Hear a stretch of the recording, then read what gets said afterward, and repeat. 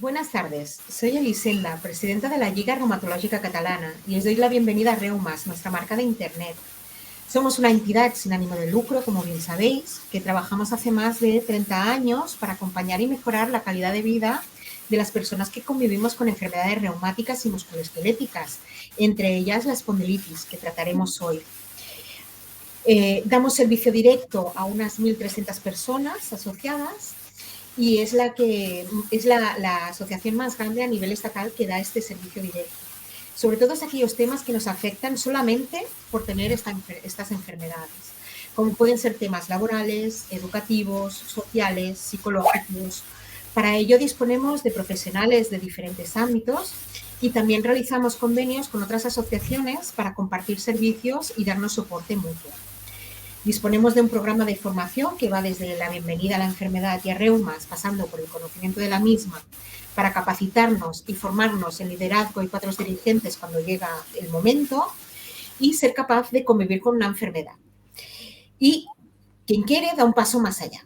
En definitiva, prestamos un servicio de acompañamiento profesionalizado para que desde el momento del diagnóstico seamos capaces de asumir lo que nos está pasando, lo que comporta convivir con nuestra enfermedad y poco a poco ir adquiriendo el conocimiento, las herramientas, las técnicas para poder empoderarnos y corresponsabilizarnos de esta convivencia con la enfermedad acompañados y como complemento, por supuesto, al sistema sanitario. También colaboramos con otros organismos públicos o privados o entidades para visibilizar y ayudar a entender lo que nos está pasando, como en temas de innovación o investigación. Y participamos en diferentes comisiones, grupos de trabajo, etcétera, haciendo incidencia política. Pero el Barça pagó esa. Una de las necesidades que tenemos como pacientes es la de conocer perfectamente qué es lo que nos está pasando y qué podemos cambiar o poner de nuestra parte para encontrarnos mejor. Por eso os doy la bienvenida al inicio de un ciclo de mesas redondas que ponemos en marcha para tener una visión completa de la enfermedad con la que convivimos desde diferentes perspectivas, pero todas complementarias y necesarias para tener una mejor calidad de vida. Hoy, hablando de espondilitis, moderará la mesa Julia Granell, a la que ya conocéis de otras veces. Es divulgadora de reumas y biomédica. Estará en la mesa la doctora Míriam Almiray, reumatóloga del Hospital Vall d'Hebron. La psicóloga y paciente Sara Montadas. Esther Campillo, médico y experta en yoga y paciente. Adriana Crespo, fisioterapeuta y paciente también, y Marco Séneca, paciente. Muchas gracias, Julia, cuando quieras. Hola, buenas tardes a todos, gracias por estar aquí.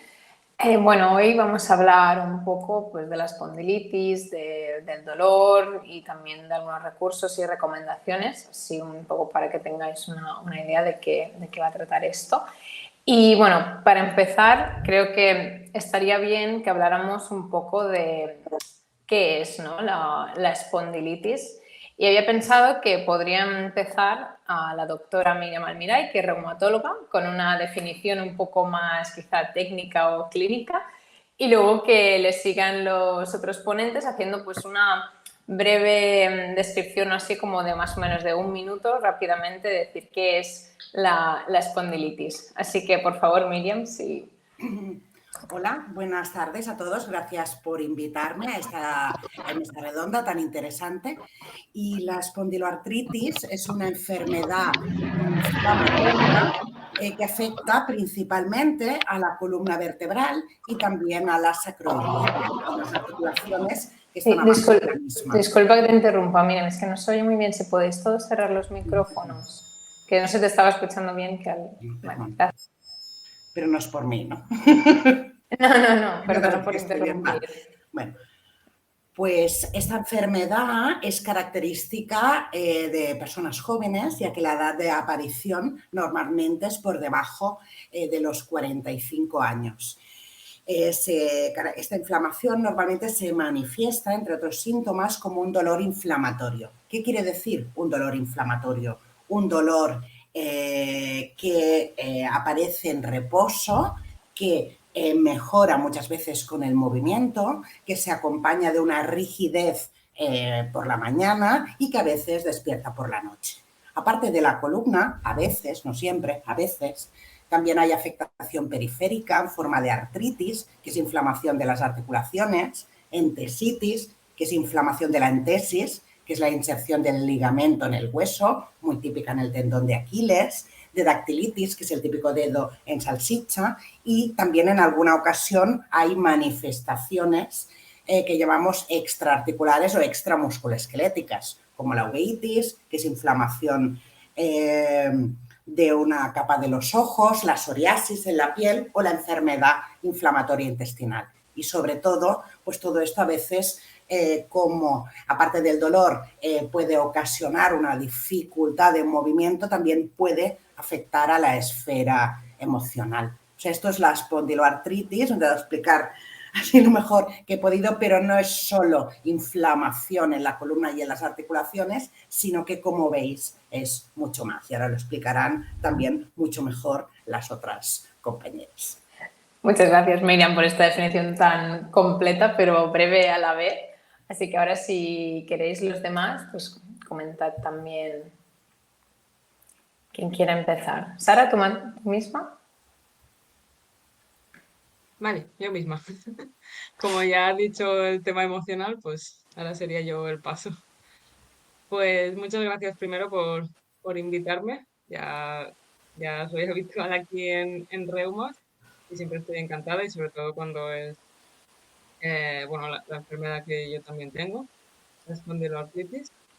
Y para mí la espondiloartritis es, a nivel personal, es el dolor de espalda, que se diría, lo común.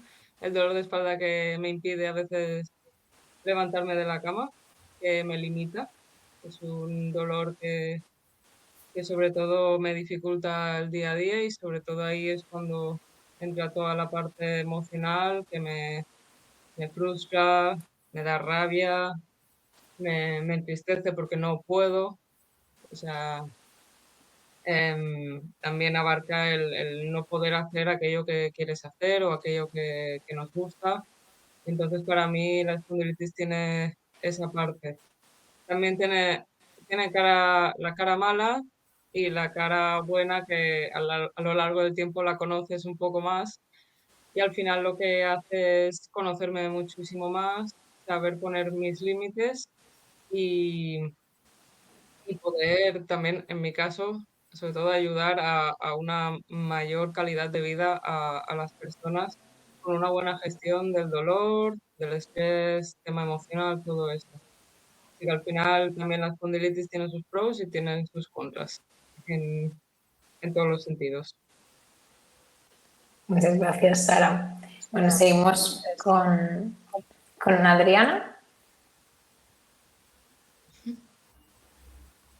Estás mutada, Adriana. Sí.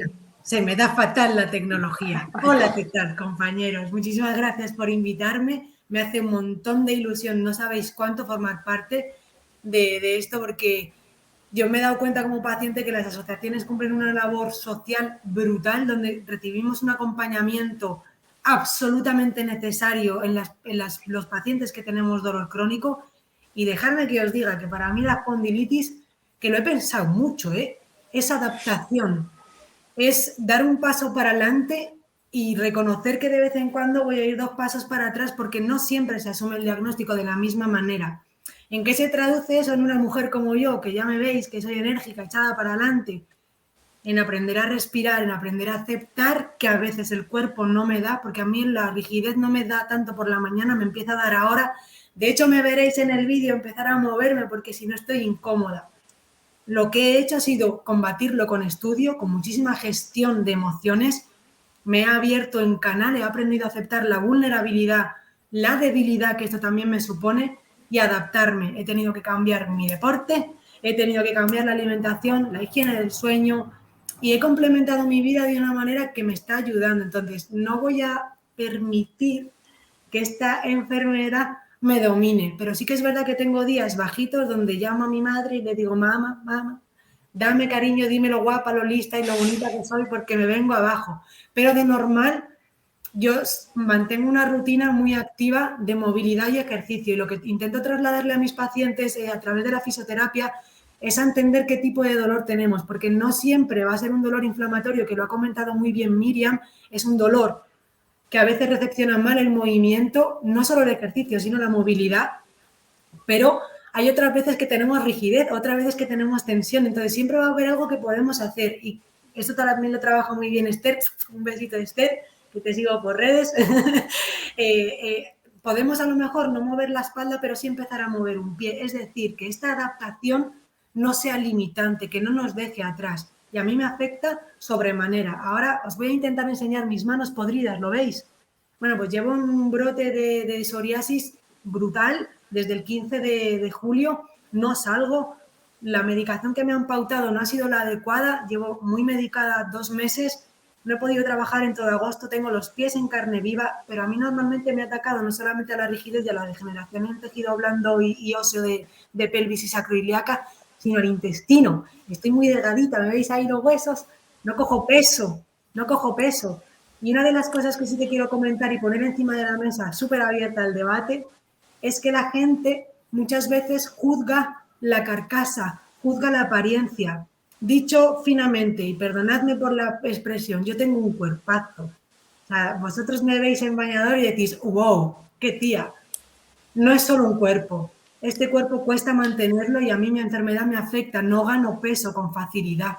No gano, entonces tengo que desarrollar mucha masa muscular y trabajar de manera específica la fuerza para poder mantenerme así. Y eso lo intento trasladar con los pacientes, vuelvo a repetir, sabiendo cuándo puedo y cuándo la enfermedad estoy en un punto más agudo, ¿no? En una reagudización de un proceso crónico y tengo que aprender a parar. Y eso es muy interesante y lo he trabajado con el equipo de psicólogos. Esto, Adriana, luego lo desarrollamos más, ¿vale? Que no te digo, así que no me lo expliques todo ahora.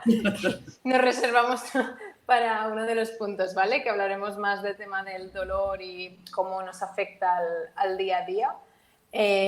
Así que si te parece, paso al siguiente y luego volvemos a hablar de todo esto. Bueno, doy paso a Esther. ¿Qué tal? ¿Cómo estáis? Buenas tardes a todos. Es un placer estar rodeada de tantos profesionales diferentes, así que bueno, que muchas gracias. Y bueno, me ha encantado muchas cosas que habéis dicho.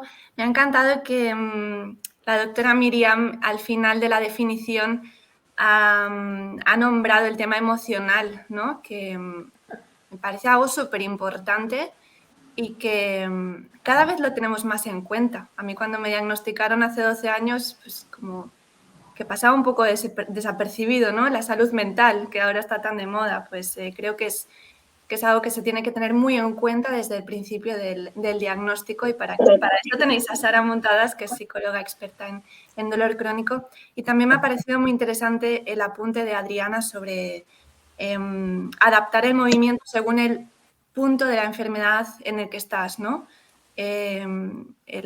Igual lo hablamos después esto, Julia, porque de esto hablaríamos muchísimo. Sí, ¿no? Da al tema. Esta línea invisible de esfuerzo y estoy peor, ¿no? Eso es muy interesante. Y ¿qué es para mí la espondilitis? Respondiendo a tu pregunta, Julia. Ahora mismo, para mí, espondilitis, teniendo en cuenta que hace 12 años que tengo la enfermedad, por lo que creo que la definición ha cambiado mucho a lo largo de los años, ahora mismo para mí espondilitis significa superación. Por muchas cosas, como decía Sara, la enfermedad te da muchas cosas malas, pero también te da muchas cosas buenas. Igualmente, también tiene aquellas cosas malas, ¿no? La espondilitis que hubiese subrayado los primeros años, sobre todo de la enfermedad, ¿no? El dolor, la incomprensión, la rigidez, el sentirte sola, ¿no? Que aún están presentes. Así que, bueno, espero haberos aportado algo sobre este tema.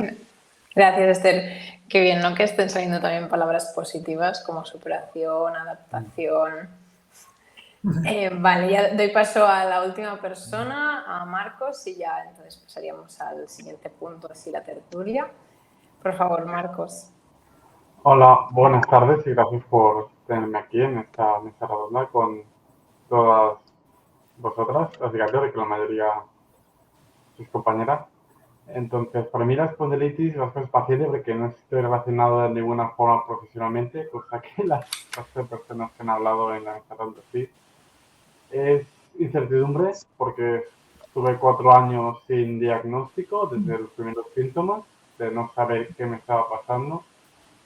Y incertidumbre también, la conseguir una medicación, que funciona, que no funciona, que deja de funcionar, etcétera, si hay un brote o no hay un brote en ese momento. Y después comparto muchísimo lo que habéis dicho todas, que es el cambio, el descubrir que si no hago un cambio en mi vida, si no dejo de ser sedentario, no empiezo a preocuparme por mi dieta, no empiezo a hacer deporte, no empiezo a tener el sueño, etcétera, etcétera, etcétera, es imposible, es insostenible. Y es como la espondilitis ha sido como un aviso de mi cuerpo, como alguna forma de decir, tengo que cambiar la forma en la que estoy viviendo.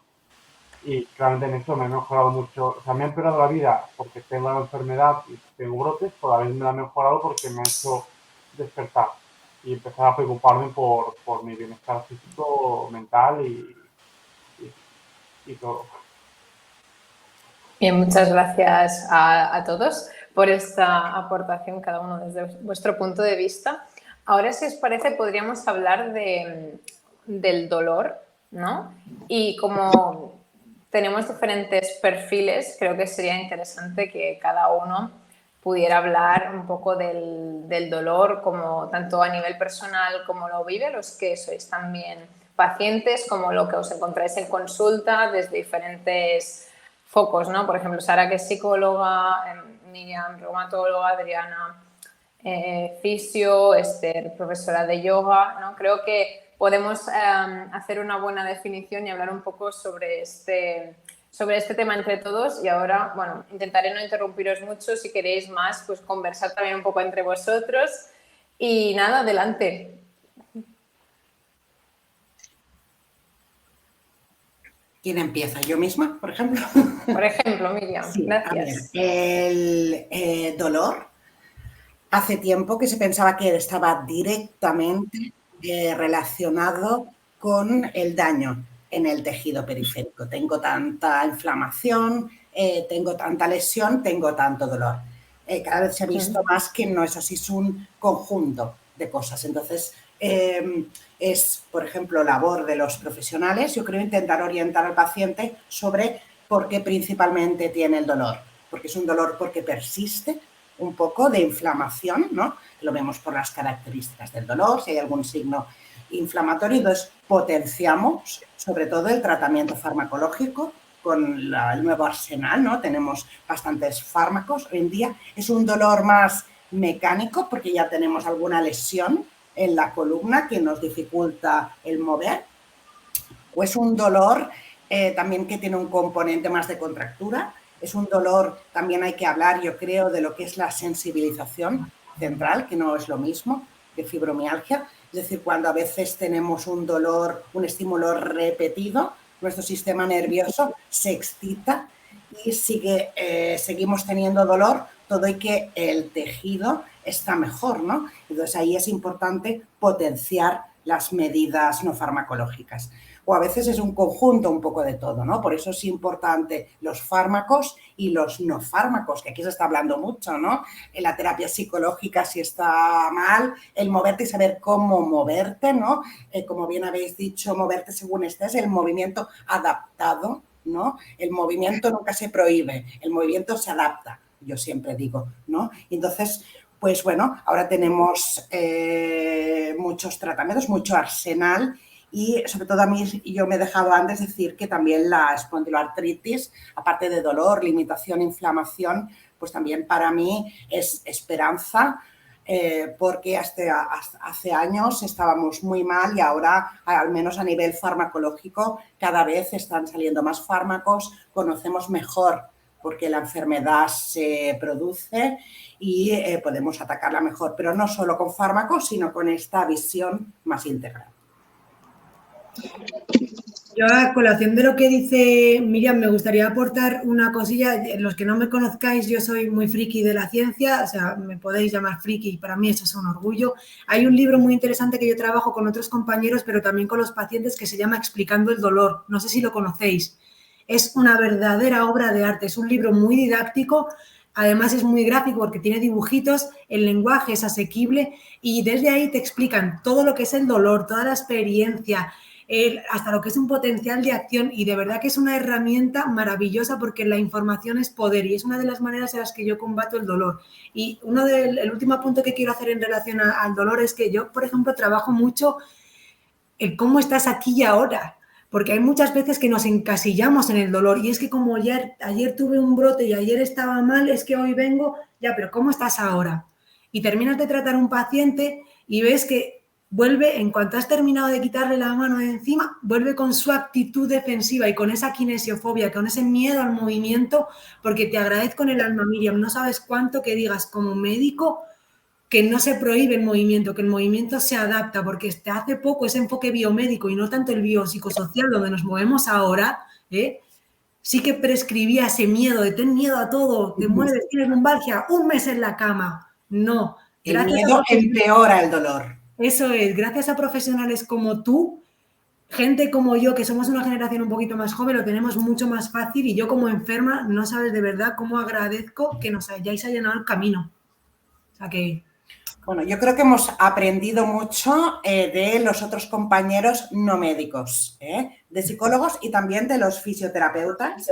No es por hacer la pelota, es cierto, que ahora estáis avanzando mucho en los conocimientos, no solo del movimiento, sino de lo que llamamos la educación en neurociencia del dolor, ¿no? Que es un poco lo que explicabas. Este libro y el conocer un poquito el cuerpo humano, el dolor, qué podemos hacer y que el miedo, que es una cosa súper frecuente y normalísima, nos empeora, que todos lo podemos tener, ¿no? Pero tenemos que trabajar en ello. Eso es.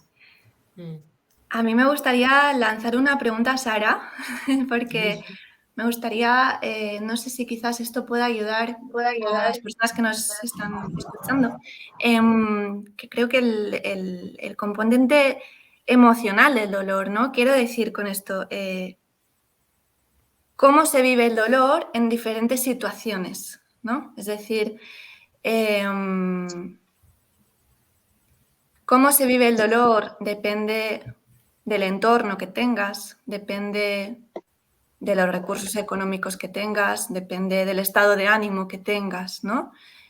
Es evidente que el dolor no es emocional, el dolor es real, ¿no? Pero yo tengo la experiencia con tantos años con dolor, tengo la sensación de que la percepción del dolor cambia mucho según muchas cosas de nuestro entorno, incluso nuestro estado de ánimo, incluso cómo respiramos, porque esto me lo encuentro mucho en las alumnas cuando en las clases, ¿no? Empiezan la clase, y a mí me pasa también, empieza la clase con mucho dolor y después de hacer un ejercicio de respiraciones o alguna técnica suave, el dolor disminuye porque está demostrado que con una relajación o con alguna técnica de respiración la percepción del dolor puede disminuir hasta 3 veces, ¿no?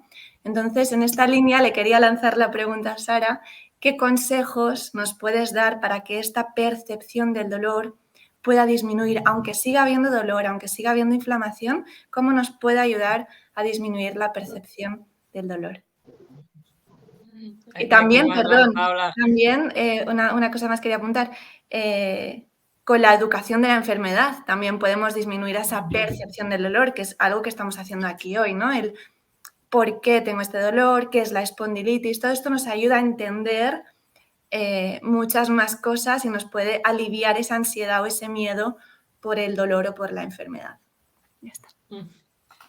Aquí me has lanzado la pregunta, aunque yo quería, bueno, también en la línea un poco que decía Adriana y Miriam, es sobre todo, primero es entender el dolor y poderlo explicar, que también es muy difícil de poderlo explicar delante de un profesional. Y a mí me pasaba, yo no no sabía ponerle palabras a lo que sentía, al dolor. Y el dolor normalmente se viene a la mente es miedo, porque el dolor da miedo y es algo negativo. En la mente siempre, al sentir dolor, es ese miedo, es algo negativo, algo que nos tenemos que desprender, que fuera, que no tiene que estar con nosotros.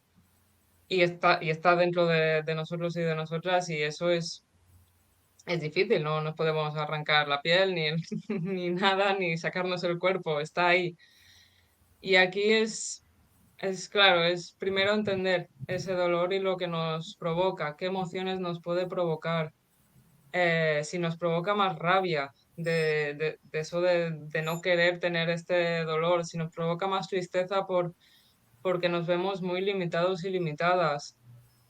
Aquí hay que saber, pues, poderlo identificar, saber en qué situaciones también nos encontramos. Hay veces que estamos en un buen momento, puede ser profesional, estamos en un buen momento académico, estamos en un buen momento y entonces percibimos el dolor de otra manera, porque hay otros estímulos que están siendo agradables. Pero cuando en nuestro entorno hay muchos estímulos negativos, el dolor se hace más acusado porque todo es más negativo y todo es más, da más miedo. Si hay algún problema familiar, algo, si me he quedado sin trabajo o si incluso me he quedado sin trabajo por el dolor, eso aún refuerza más ese miedo de qué va a ser de mí, esa incertidumbre que antes decía Marcos, aún se acusa más.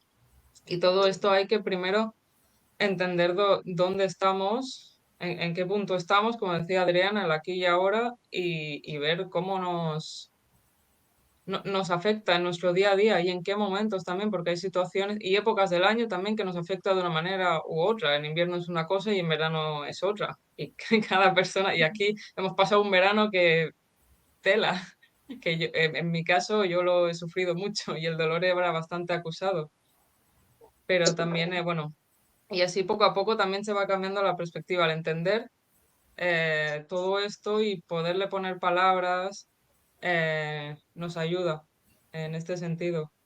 De cómo disminuirlo, creo que aquí hablaremos en tema de recursos, y a lo mejor lo hablamos más adelante, el tema de recursos, pero por si alguien quiere aportar algo más a lo que he dicho también. Yo quiero hacer Adriana, bueno, una incisión, no solamente el dolor, yo me lo estoy encontrando en consulta y lo vivo, no solo genera miedo, también rechazo. Porque hay muchas veces, yo vengo de un entorno donde es, venga, vamos, venga, vamos, venga, vamos, venga, vamos. Y ese dolor social del que estabais apuntando, tanto Sara como Esther, como Miriam, esas primeras experiencias de dolor que tenemos, que un niño se cae al suelo y lo primero que hace es mirar al papá, a la mamá, y si se asustan, yo me asusto y lloro. Bueno, pues yo vengo de un entorno de tira para adelante, y entonces ese proceso de adaptación que para mí es la espondilitis que os comentaba al principio de la charla, yo he tenido que educarme y educar a mi familia para que entienda que cuando digo vale, que cuando saco una banderita blanca es porque de verdad no puedo, que acepten que hay momentos de parón y que aunque tú quieras, si ellos no te acompañan y no te permiten, que es un poco lo que decía Esther, ¿no? es estar mal porque es que se está mal y eso duele ya. Si no tienes ese apoyo social, es que el dolor, o sea, es que ya no brotas, es que se te sale por las orejas, es imposible, yo no podría ni siquiera respirar, o sea, afortunadamente tengo una familia al lado que me quiere, me apoya y que ha crecido conmigo en ese sentido, súper orgullosa de la gente y recibiendo cariño, aprendiendo a aceptarlo y aprendiendo a pedirlo.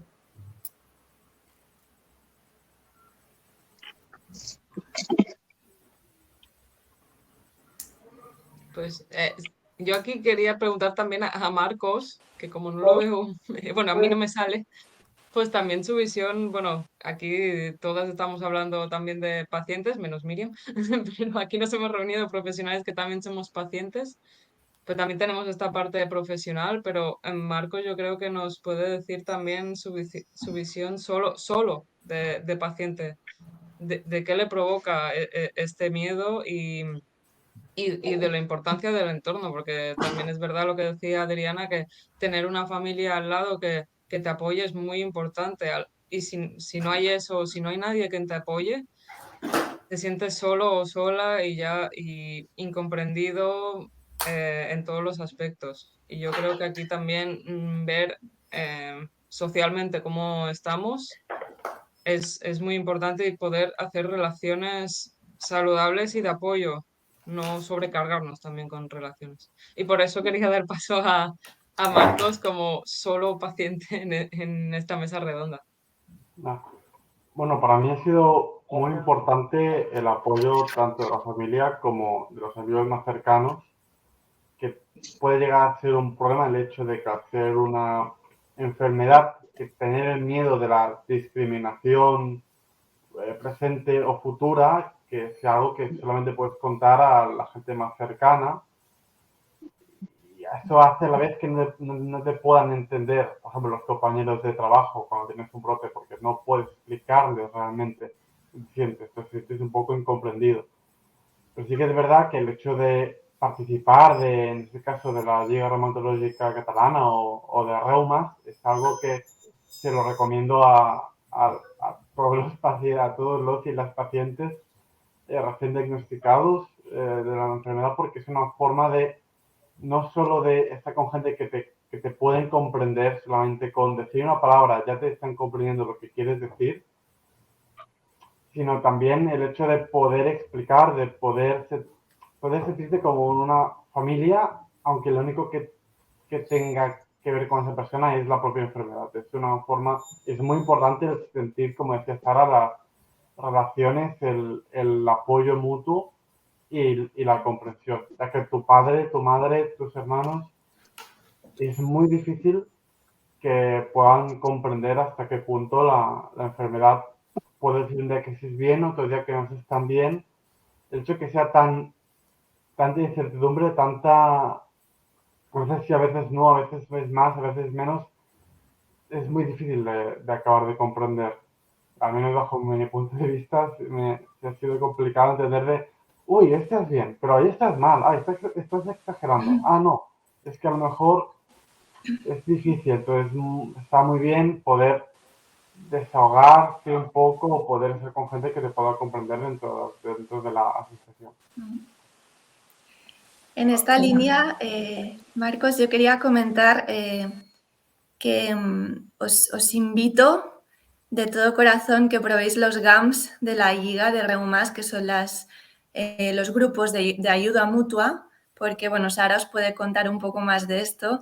Yo recuerdo los primeros años como paciente ir a los GAMS, a los grupos de ayuda mutua, y la verdad es lo que decía Marcos, yo estaba en un momento, en un punto muy inicial de la enfermedad, pasando el duelo con mucho dolor, con los síntomas muy descontrolados y con ese shock emocional, ¿no? De sentirte pues muy frustrada, muy sola, muy incomprendida.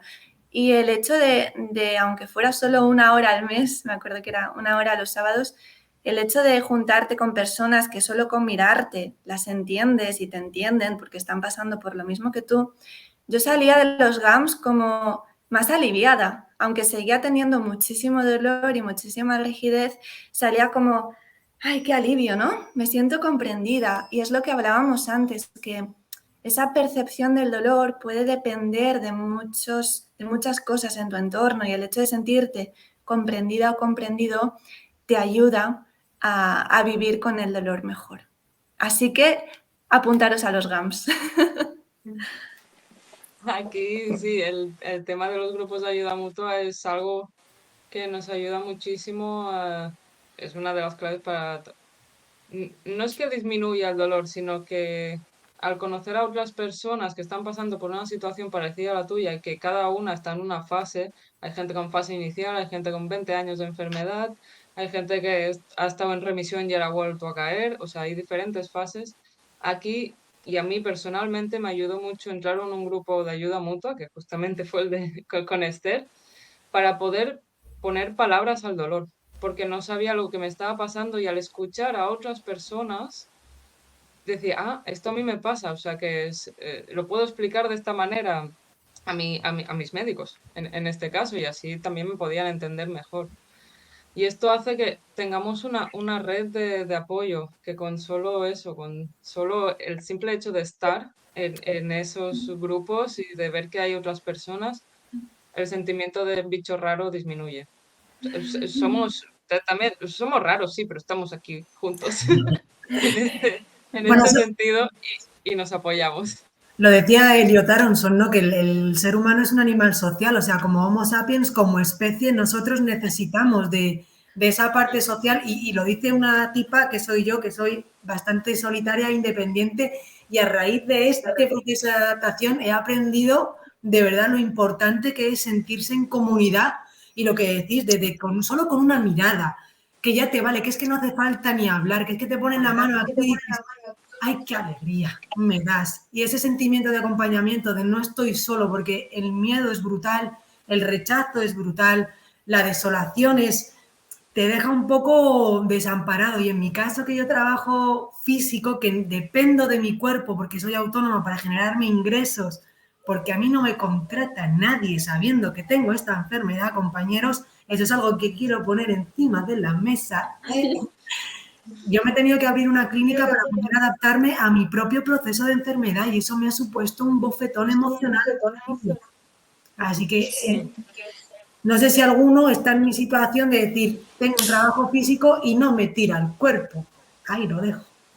Sí, si os parece, chicos, pasamos un poco ya al último punto, ¿no? Porque como ya estáis empezando a entrar, digo, así ya lo que es cómo afecta al día a día y desde vuestro punto de vista como pacientes y como profesionales, algunos recursos o recomendaciones, como ya estabais comentando, puede ser los GAMS, etcétera, pero para si queréis ir entrando un poco más a fondo con esto. Gracias. Bueno, yo creo que las recomendaciones principales es unirse a una asociación de pacientes, porque estarás bien informado y puedes también pues, aprovecharte de muchos recursos como los GAMS, también a veces pues, hacen sesiones de gimnasia o de fisioterapia, ¿no? Yo creo que es importante en esta enfermedad lo que decimos el tratamiento integral. Es decir, hay que conocer bien la enfermedad. Si no, no sabes dónde estás. Tienes que aprender cómo moverte, qué ejercicio físico hacer y cuál, mejor que no lo realices, ¿no? Según pues, la fase que tengas de la espondilitis, según cómo estés, etcétera. A veces necesitas apoyo psicológico y después los fármacos. Los fármacos son importantes, ahora hay muchos, pero es una pata más. No es solo tomarte la pastilla o pincharte el fármaco biológico, que sí, que también, pero no solo eso, es el tratamiento integral. Y en cuanto a fármacos, que es la parte a mí un poquito que más me toca, pues decir que cada vez hay más fármacos con diferentes mecanismos que nos ayudan, cada vez tenemos más pacientes que están en remisión, que quiere decir con pocos síntomas, aunque a veces tengan algún brote y aunque no todos, y aunque hay mucho camino por recorrer aún y hay muchas necesidades no cubiertas, que hemos avanzado mucho y que vamos a avanzar aún mucho más, esperanza y tratamiento integral. La verdad es que aquí yo doy gracias a que haya muchos tratamientos. También por si uno no te funciona, hay varias opciones. No se centra solo en una y eso también nos da un poco de esperanza, aunque en algunos momentos puede ser cansado el de ir probando tantos tratamientos. A veces hay pacientes que no encuentran el suyo y eso puede ser bastante frustrante. Pero sí, lo que has dicho, Miriam, la verdad, el tratamiento integral, es decir, al final el dolor afecta a todas las áreas de nuestra vida y hay que abarcar todas esas áreas. Y de la manera, aparte de los grupos de ayuda mutua, también, por la parte que me toca, la gestión emocional es muy importante. El gestionar, bueno, poder gestionar cómo nos afecta el dolor a nuestro día a día. A mí hay algo que me ayudó mucho y me sigue ayudando, sobre todo esos momentos en los que estoy perdida, es el poder escribir y cómo estoy teniendo el dolor, de qué manera, usar dibujos también, un dibujo de una silueta humana, ahí podemos dibujar, bueno, pintar, rayar el dolor, cómo es. A lo mejor utilizo un rojo intenso y lo rayo porque es muy fuerte. Y otros a lo mejor es un naranja, pero le pongo una estrellita porque es como intermitente, un poco así. Y el poder llevar como un diario de los síntomas también para un poco identificar en qué momento se desencadena ese dolor, para también diferenciar un poco si es más articular, si es más una contractura que a veces nos despista, tensional también, a veces hemos estado, bueno, con mucho estrés y se nos ha tensionado todo esto y nos pensamos que a lo mejor es un brote en las cervicales y luego la fisioterapeuta, por ejemplo, en este caso nos lo relaja con ejercicios de yoga terapéutico, de movimientos de cuello, se relaja y entonces ahí ves que no es un brote, sino que es simplemente tensional. Así que Por mi parte, esta recomendación de poder escribir, llevar como un diario de la enfermedad, del dolor, ayuda muchísimo. Y también al tema de la medicación, para ver si tengo efectos secundarios, qué efectos secundarios son, para comentárselo sobre todo a los médicos. Em, También si tengo más fatiga, si no, la fatiga también aquí entra por si he hecho demasiado ejercicio y tengo mucha más fatiga, pues apuntarlo, o no he hecho casi nada y la fatiga me ha aumentado muchísimo, pues también irlo apuntando y viendo cada uno y cada una cómo se va desarrollando la enfermedad. A mí esto que has dicho, Sara, me encanta. Yo lo hice los primeros años de la espondilitis, el diario, y me era muy útil para varias cosas. La primera es que yo llevaba el diario a la consulta del médico. Yo escribía, ¿no? Cada día, ¿cómo estoy? ¿Qué síntomas he tenido hoy? ¿Qué he tomado? ¿Qué he necesitado? Y era muy fácil, o sea, era muy práctico llevárselo al reumatólogo, porque claro, en pocos minutos de consulta, ¿no? Y te preguntan cómo estás. Sé que para muchos de vosotros es difícil como hacer un resumen de los últimos 6 meses, ¿no? Igual te acuerdas solo del brote que has tenido la semana pasada. Entonces, llevar un diario es como súper práctico. Y también me ayudaba a lo que comentaba Sara, ¿no? El llevar un registro, ser consciente de, uy, esta semana estoy peor. Uy, igual es que el fin de semana me pasé, por ejemplo, haciendo ejercicio, me fui a la montaña con los amigos de excursión y a lo mejor eso me ha generado un brote, ¿no? Como para entender dónde está ese límite que hablamos antes, ¿no? Que es tan movible y tan difícil de definir, que a veces nos genera un brote y a veces no. Y también me iba muy bien para mi estado de ánimo, el hecho de llevar un diario recogiendo cada día cómo estaba, porque a veces tenía un bajón de ánimos, que eso es muy frecuente, ¿no? Viviendo con dolor crónico, y miraba mi diario y pensaba, bueno, pues no estoy tan mal de síntomas, porque igual el mes pasado tengo aquí escrito que estaba mucho peor, ¿no? Y eso me animaba. Entonces yo creo que por muchas cosas y también por lo que ha explicado Sara, es muy interesante llevar como un diario, un registro, sin obsesionarse, pero como yo creo que también es una manera de conectar con el cuerpo otra vez, ¿no? De cómo estoy, cómo me siento, ¿no? Y quería apuntar una cosa más. Es evidente que es necesario un tratamiento integral, ¿no? Que los estudios dicen que lo más importante es los fármacos, la salud mental y el ejercicio, ¿no? Para el tratamiento de la espondilitis. Yo creo que con esto Sara está muy de acuerdo porque lo hablamos siempre.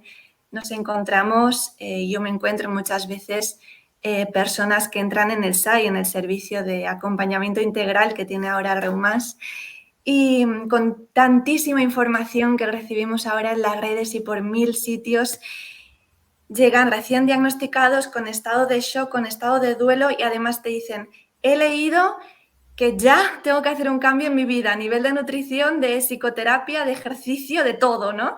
Entonces esto les genera como un agobio extra de que ven que como para compensar la inflamación, como para tomar las riendas de la enfermedad, tienen que hacer todos los cambios en la vida de golpe, ¿no? Esto puede ser contraproducente. Esto lo hablamos muchas veces con Sara. A lo mejor a una persona le apetece empezar con la psicoterapia y a lo mejor a otra persona le apetece empezar con el ejercicio adaptado o yendo al fisio o yendo al nutricionista. Mi recomendación es que cada uno empiece por aquello que le vibra, que le apetece y que sienta, y que poco a poco, con el tiempo, ya vendrán los cambios, ¿no? El paso pequeño y constante es lo que más os va a ayudar, ¿no? Los pasos seguros y poco a poco, no correr. Hace falta un tratamiento integral, evidentemente, pero es imposible abarcar todo de golpe, así que paso a paso. Esa es mi recomendación.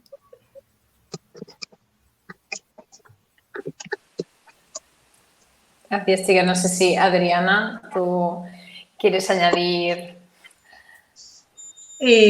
Yo la verdad es que estoy súper de acuerdo con lo que están diciendo las compañeras, pero respecto a la medicación, esto lo voy a apuntar como paciente, no tanto como profesional, perdonad que me salga un poco del rol. Es verdad que la medicación ayuda, pero por ejemplo a mí me ha generado mucho rechazo, mucho rechazo el tener que pincharme periódicamente. No sé si eso le ha pasado a alguien porque es en plan de push, no te escapas, ¿eh? Y es algo que he trabajado con la reumatóloga que tenía en Madrid Y ella sí que estaba muy dispuesta a revisarme esa pauta, que es un poco lo que decía Miriam y lo que decía también, creo que Sara, que hay pacientes que están en remisión y muchas veces se nos olvida que hay momentos buenos, que no siempre vamos a estar fatal, que no siempre vamos a estar con un dolor en una escala de 0 a 10, de 10, que no, que hay momentos buenos y nos deberíamos de permitir disfrutarlos y disfrutar del cuerpo sin ese miedo, ay Dios, que me voy a brotar. Entonces, yo estoy trabajando mucho el hecho de tener que asumir la medicación, que maravilloso que la haya, porque hay otras enfermedades que desgraciadamente no tienen tratamiento, ¿no? Pero nosotros tenemos la suerte de que sí, vamos avanzando en ciencia y de que tenemos, como decía Sara, muchas herramientas disponibles diferentes, porque si no te funciona uno, pues por lo menos tenemos otro camino en que tirar y probar. Que también el sobretratamiento, que lo comentaba Sara, cansa y quema. Pero bueno, que poco más que aportar, porque la verdad es que, vamos, chapó, ¿eh? Yo muy, muy contenta. A mí nos habías dicho antes, ¿no? Lo del ejercicio físico. Ay, perdona, Sara. Sí, no, era el apunte de aquí en el tema de la medicación, porque a mí también me pasa, hablo como paciente, de, porque como estoy bastante en remisión, como decía Miriam, el hecho de pincharme me recuerda que, bueno, que igualmente tengo la, la enfermedad. Y a mí algo que me ayuda mucho y que, bueno, lo descubrí a través de un taller de musicoterapia es ponerme música a la hora de pincharme, esa música que me gusta o que me hace sentir bien, pues me pongo la música y canto y así me relajo para el momento de pincharme. A mí esto me funciona bastante, porque siempre antes el momento del pinchazo era agobio, pánico, estaba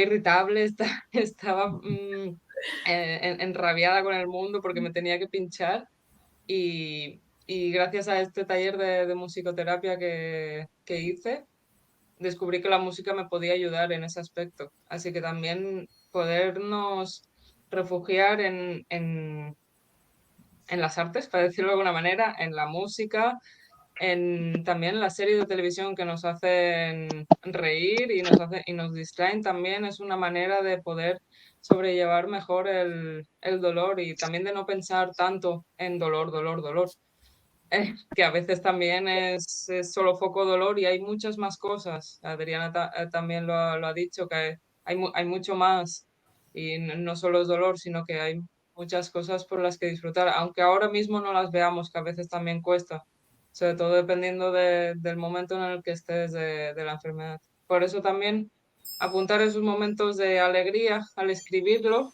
te das cuenta de que, ah, pues mira, he tenido este momento de alegría, he sonreído por no sé, porque he visto un bebé en la calle que ha hecho una mueca y me ha hecho gracia. Pues estas cosas nos ayudan muchísimo.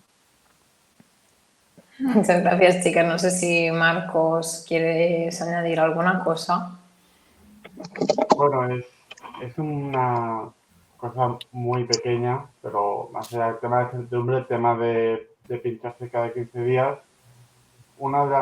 son pequeñas cosas que tampoco son un gran problema y se entiende también el por qué son así, pero a veces por ejemplo, los últimos 6 meses me cambiaron de biosimilar, luego lo vuelven a cambiar, entiendo que es del sistema de compra pública de medicamentos, pero a veces pasar del que apretas y se inyecta en 2 segundos a pasar a uno que lo pones, le das un botoncito y son 10 segundos de inyección. Al final son cosas que parece que te dejas la jeringuilla ahí esperando a que se quite el frío de la nevera y a lo mejor estás ahí a ver cuando me atrevo a ponérmela, como decía Sara, o algo de música o algo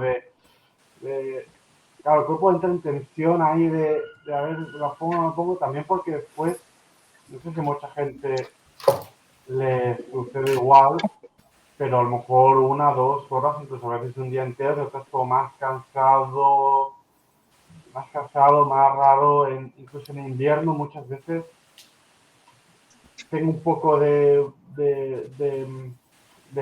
mocos y ya es como, no me la quiero pinchar porque si me la pincho y sé que tengo un poco de infección, luego estoy una semana para el arrastre.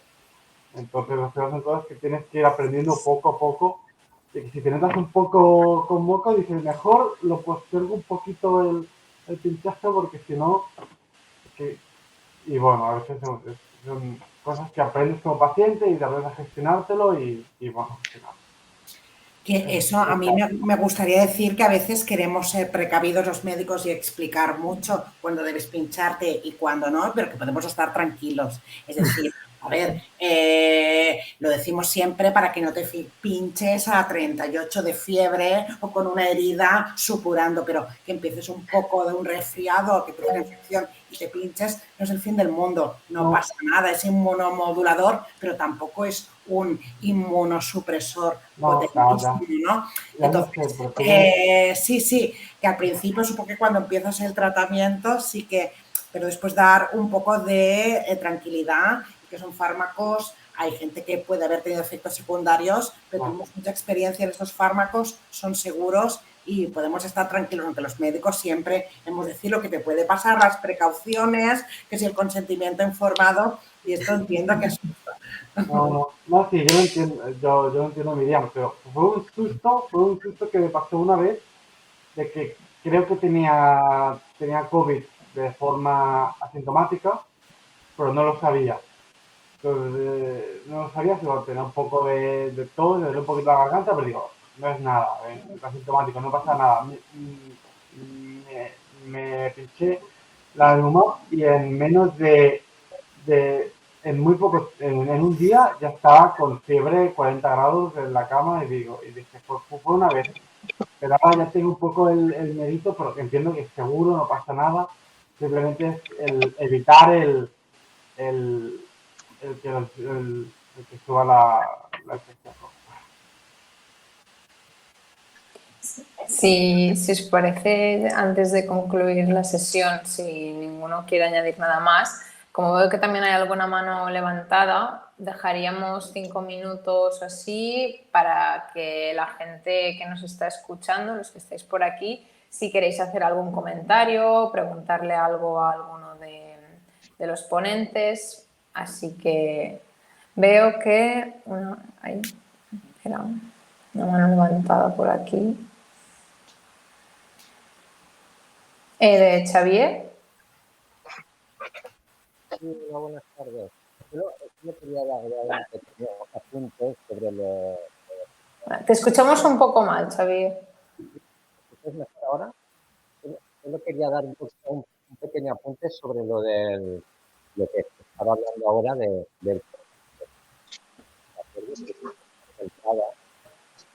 No se escucha bien, Xavier. Vale. Es que no sé si me funciona muy bien el micrófono. Ahora mejor, ahora sí. ¿Ahora sí? Vale, creo que he dado con el micrófono. Gracias. Perdona, solo quería dar un pequeño apunte, digo, porque a veces aprendemos de los otros, ¿no? De las experiencias de los otros. No es que nos tenga que servir para todos, pero sobre el pinchazo, porque me pasaba lo mismo que decía la Sara, y bueno, me sigue pasando. Y como decía Marcos, creo que se llamaba, y decía lo que le producía, a mí me producía dolor de cabeza. Y creo que me producía como unas décimas cada vez que me pinchaba. Y al final un día me dije, digo, ¿sabes qué? Digo, me voy a pinchar por la noche, unas 2-3 horas antes de ir a dormir, así el pequeño dolor de cabeza o el de eso no es tan fuerte como para despertármelo. Y desde entonces, pues una de mis adaptaciones al pinchazo de cada 15 días, me lo pongo si voy a dormir a las 12, me lo pongo a las 10.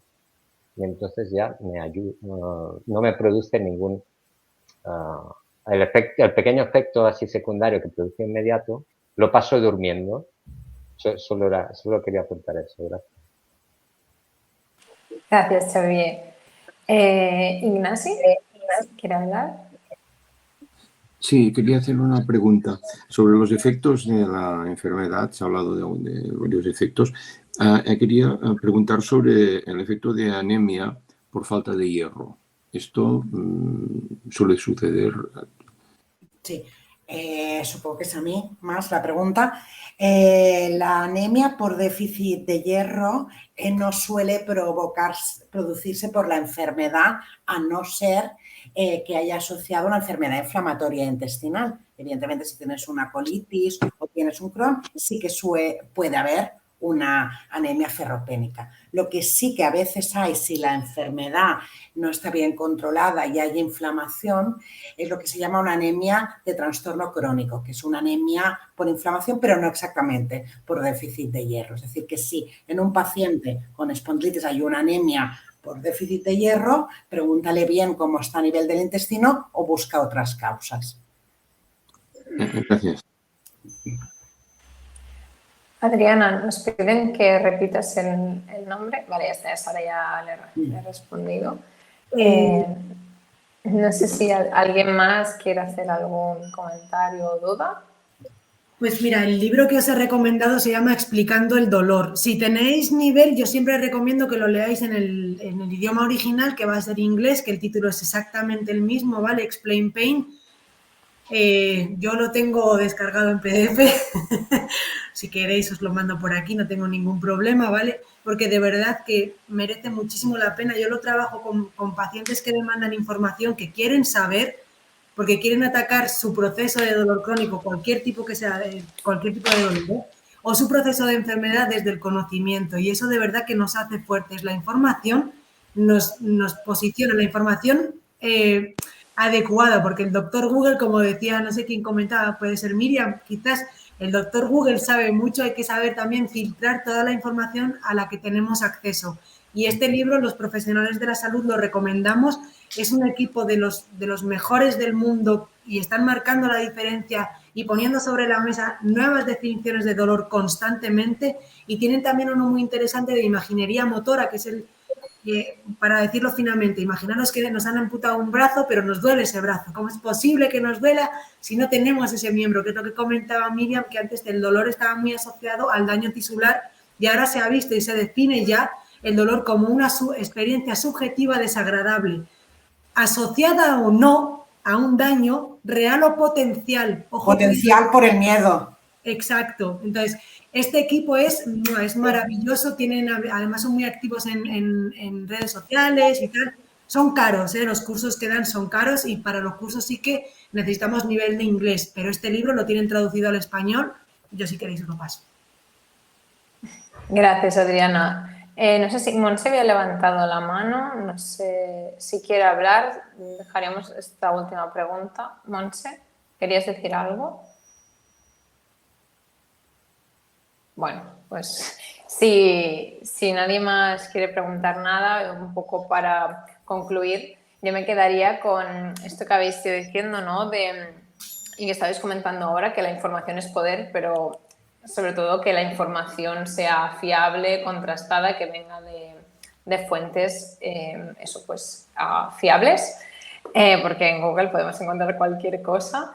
Y muchas gracias por compartir todos estos recursos y recomendaciones, que al final vemos que a pesar de tener la enfermedad y todo lo que conlleva, hay esperanza, como decía Miriam, y que eso, bueno, pues también nos trae cosas positivas, como puede ser superarnos a nosotros mismos y ver que podemos también vivir de otra manera. Así que yo quería daros las gracias por estar aquí esta tarde, por haber aportado vuestra experiencia como pacientes y como profesionales, y también toda la gente que se ha conectado para vernos, y también los que van a ver esta sesión grabada. Esperemos que les pueda ser de utilidad.